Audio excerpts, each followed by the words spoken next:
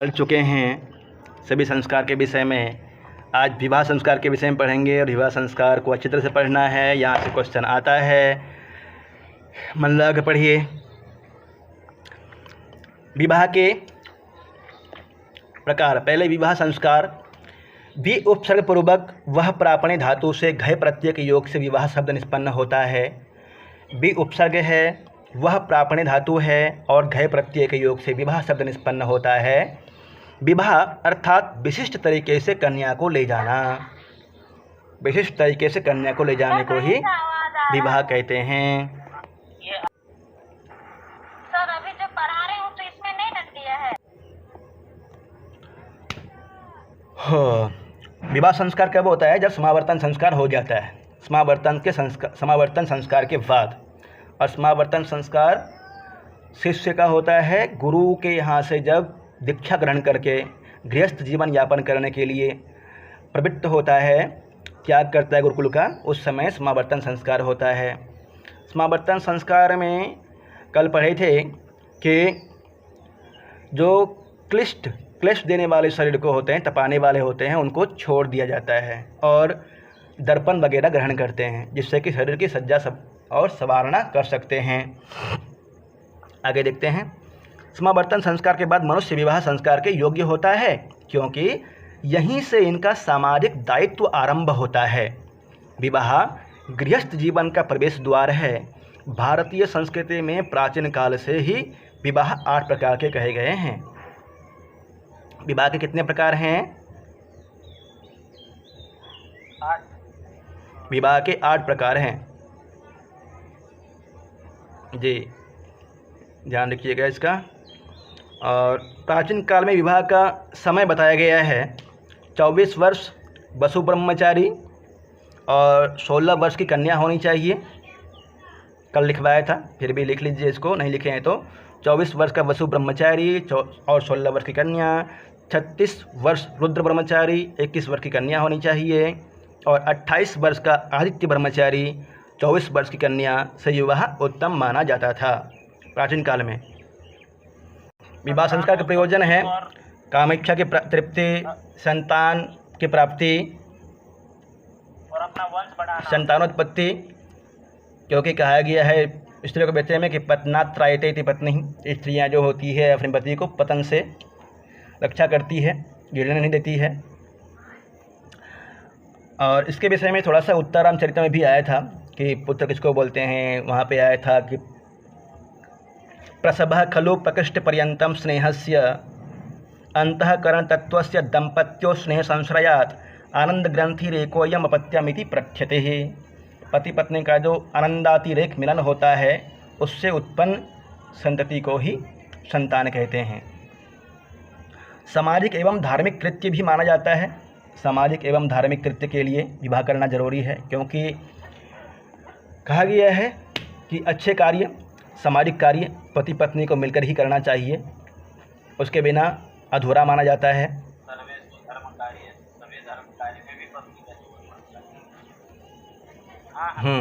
सभी धर्म कार्यों में। और विवाह संस्कार कई साथियों ने कराया है, उसमें बहुत सारी पद्धतियां हैं। एक बार सुन लीजिए, वैसे तो याद रहेगा फिर भी। विवाह के अवसर पर संपादित कार्य होते हैं वाग्दानम, विवाह दिवस निर्धारणम, मृदाहरणम, गणपति पूजनम, घटिका, वैवाहिक स्नानम, वर यात्रा, मधुपर्क, वधू सत्कार, वध्वै वस्त्रोपहार, समंजनम, गोत्रोच्चारणम, कन्यादानम प्रतिबंधः, परस्पर समीक्षणम, वैवाहिक होमः, राष्ट्रभित यज्ञादयः, पाणिग्रहणम, अस्मारोहणम, स्त्रियः यशोगानम आदि, सप्तपदी, अग्निप्रदक्षिणम, बध्वः अभिषिंचनम, हृदयस्पर्शः, बध्वः आशीर्वचन प्रदानम, वृषभचर्मणि उपवेशनम, मंगलसूत्रधारणम, मालाधारणम, वस्त्रे ग्रंथि स्थापनम, बटवृक्ष स्पर्शनम, ध्रुवदर्शनम, त्रिरात्रव्रतम, चतुर्थी कर्म, स्थालीपाक, विवाह मंडपोत्थानम इत्यादि, ये सभी कर्म विवाह के ही हैं। और विवाह में शुरू में ही मंत्र बोला जाता है अर्घ्यो अर्घ्यो अर्घ्यो प्रतिगृह्यता। पिछली बार जो क्वेश्चन आया था अर्घ्य अर्घ्य अर्घ्य प्रतिगृह्यताम, अर्घ्य 6 होते हैं, षडर्घ्यः, सर कौन कौन? सर कौन कौन? लिखवा देता हूँ।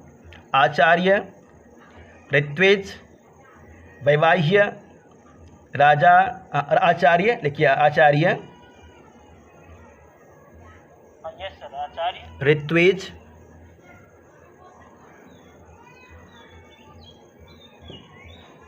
वैवाह्य,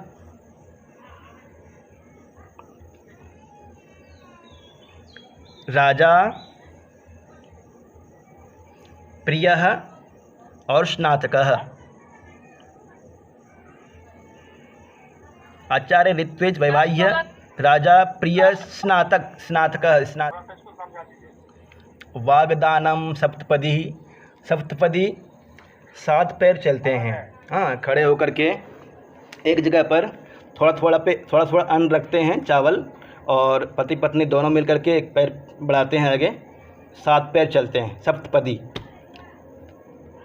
और क्या बोले, वागदानम ब्राह्मोदेवस्तथाचार्षः प्रजापत्यस्तथा सुरः गान्धर्वो राक्षसश्चैव पैशाचश्चाष्टमोधमः। ब्राह्मविवाह, दैवविवाह, आर्षविवाह, प्रजापत्य, असुर। ब्राह्म, दैव, प्रजापति, असुर, गांधर्व, नहीं एक रह गया आर्ष, गांधर्व, राक्षस और पैशाच। ये 8 विवाह का प्रकार है, जिसमें से उत्तम विवाह बताया गया है ब्राह्म, दैव, आर्ष और प्रजापति।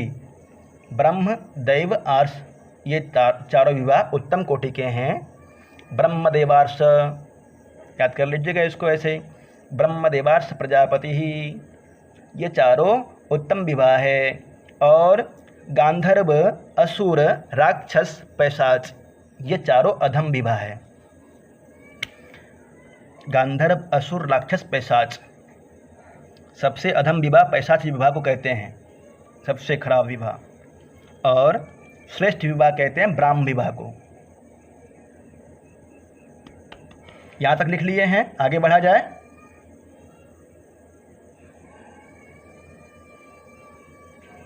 जी, ब्राह्म विवाह किसको बोलते हैं? ब्राह्म विवाह के बारे में कहा गया है, आच्छाद्य चार्चयित्वा च श्रुतिशीलवते स्वयं आहूय दानं कन्यायाः ब्राह्मधर्म प्रकीर्तितः।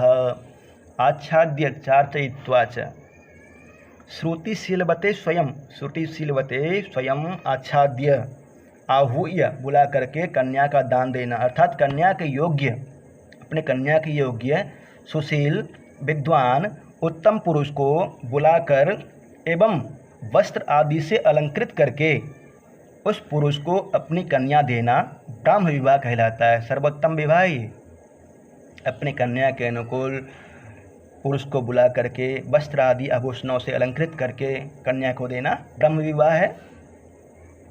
वर्तमान में कौन सा विवाह प्रचलित है?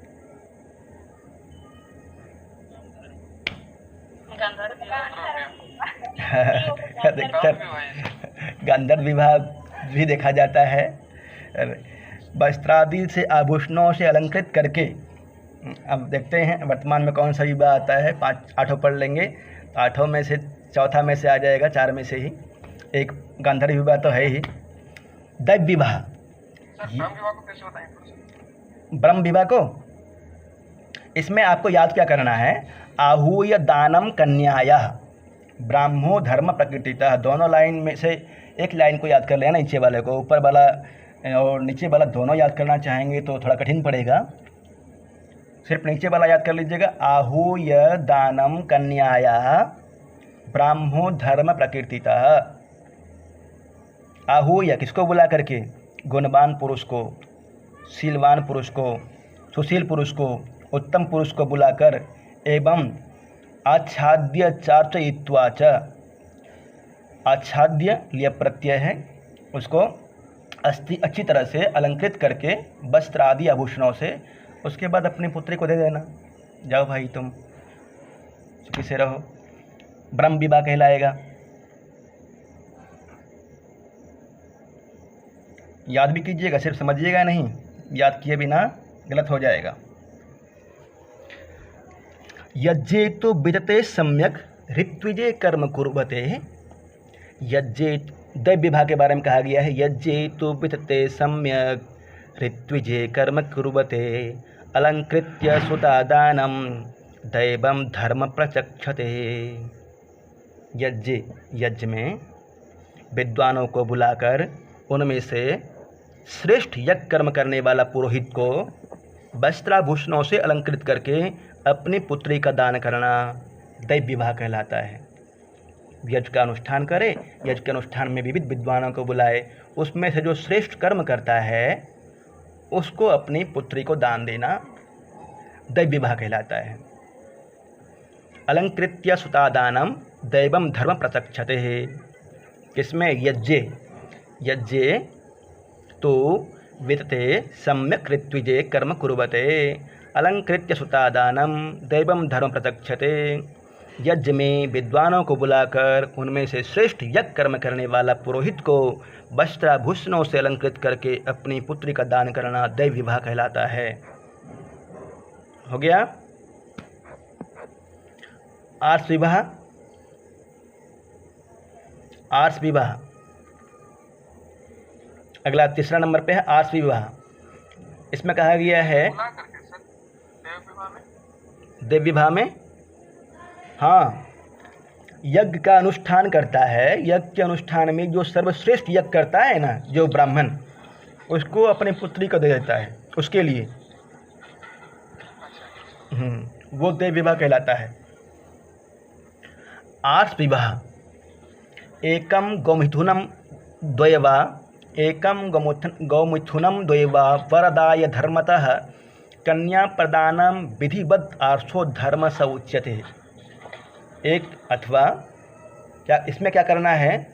वर से धर्मानुसार एक अथवा दो गाय या बैल का जोड़े लेकर विधि अनुसार कन्या का दान करने को आर्ष विवाह कहते हैं। वर से लेना है, वर को देना नहीं है। आर्ष विवाह में वर को देना है, नहीं, वर से लेना है, वर को देना नहीं है। एकम गौमिथुनम द्वैवा वरादाय धर्मतः कन्या प्रदानम विधिवद आर्षो धर्म स उच्यते। वर से धर्मानुसार एक अथवा दो गौयुगल, इसको आर्ष विवाह कहते हैं। प्रजापत्य विवाह। इसमें कहा गया स ओभो चरताम धर्मिति वाचानुभाष्य च कन्या प्रदानम अभ्यर्च प्रजापत्यो विधि स्मृतः। स ओभो चरताम धर्मिति वाचानुभाष्य। सबके सामने यज्ञशाला में विधि पूर्वक ऐसा कहना कि तुम दोनों मिलकर गृहस्थाश्रम का पालन करो। सह ओभो, तुम दोनों, उभो मतलब दोनों, सह मतलब साथ में, चरताम धर्ममिति, तुम दोनों साथ में गृहस्थाश्रम का पालन करो। इस तरह से वाचानुभाष्य, वाणी से बोल करके कन्या प्रदानम, कन्या को देना ही प्रजापत्य विवाह कहलाता है। ये प्रजापत्य विवाह का लक्षण है। ये चारों ऊपर जो पढ़े हैं उत्तम विवाह कहलाते हैं। आगे पढ़ेंगे अधम विवाह। आसुर विवाह। ज्ञातिभ्यो द्रविणं दत्त्वा कन्यायै चैव शक्तितः कन्या प्रदानम स्वाच्छांद्य आसुरो धर्म उच्यते। आसुर विवाह में क्या होता है? अपनी इच्छा से कन्या की जाति बालों और कन्या को यथाशक्ति धन देकर, अर्थात वर अथवा कन्या की प्रसन्नता और इच्छा की उपेक्षा करके कन्या देना आसुर विवाह कहलाता है। बिना दोनों की इच्छा जाने ही शादी करा देना आसुर विवाह कहलाता है। और भी क्या है? एक और कहा गया है इसमें, कन्या को यथाशक्ति धन देकर, कन्या पक्ष को यथाशक्ति धन देना है। और खरीदना कुछ क्षेत्र में होता है, हरियाणा सब में होता है सर। हाँ, उधर कुछ होता है, राजस्थान वगैरह, हरियाणा में, जी, यूपी में भी होता है कुछ। गांधर्व विवाह। इच्छया अन्योन्य संयोगः कन्यायाश्च वरस्य च गांधर्वः सतु विज्ञेयो मैथुन्यः काम संभवः। वर वधु द्वारा परस्पर पति पत्नी मानकर अपनी स्वेच्छा से संयोग करना, ऐसा काम से उत्पन्न विवाह गांधर्व विवाह होता है। गांधर्व विवाह अपनी इच्छा से होती है। अभिज्ञान शकुंतलम में दुष्यंत गांधर्व विवाह किया था और वर्तमान में अधिकतर देखा जाता है love marriage sir. Love marriage, प्रेम विवाह। गांधर्व विवाह किया था सर। हाँ, वसुमती और स्वनिका और शकुंतला से किया। राक्षस विवाह। राक्षस विवाह में कहा गया हत्वा छित्वा च भित्वा च क्रोशंतिम रुदतिम गृहात् प्रसह्य कन्याहरणम राक्षसो विधिरुच्यते। कन्या के रोकने, बालों को मार काटकर रोती कांपती और भयभीत कन्या का घर से बलात् अपहरण करना राक्षस विवाह कहलाता है। मार के काट के बलात् अपहरण करना राक्षस विवाह कहलाता है। और यह विवाह क्षत्रियों के लिए उचित कहा गया है। यह भी ध्यान रखिएगा, क्षत्रियों के लिए राक्षस विवाह उचित है। सर ये मुंगेर में ज़्यादा होता है। हाँ, इस क्षेत्र में होता है। पैशाच विवाह। पैशाच विवाह अंतिम विवाह है, जो कि सबसे अधम विवाह है। सुप्ताम मत्ताम प्रमत्ताम च रहो यत्रोपगच्छति स पापिष्ठो विवाहानाम पैशाचश्चाष्टमोधमः। सुप्ताम सोती हुई, मत्ताम पागल हुई, प्रमत्ताम अथवा नशे में उन्मत्त, रहो यत्रोपगच्छति रास्ते में कन्या को एकांत में पाकर दूषित कर देना। रहो एकांत में, रहसी मतलब एकांत में होता है, रह यहाँ पर प्रयोग हुआ है। एकांत में कन्या को पाकर के दूषित कर देना पैशाच विवाह कहलाता है। यह सभी विवाहों में निकृष्ट विवाह है, अधम विवाह है। सर्वोत्तम विवाह ब्राह्म और सर्वनिकृष्ट विवाह पैशाच विवाह। जी ये कहाँ होता है? रहो का क्या मतलब होता है सर? क्या बोले? क्या होता है? मत्ताम प्रमत्ताम। विवाह के बाद फिर अंत्येष्टि संस्कार। अंत्येष्टि संस्कार अंतिम संस्कार है। कहा गया है उस संस्कार के बाद कोई संस्कार नहीं करना चाहिए। शरीर की शुद्धि के लिए अंतिम संस्कार होता है।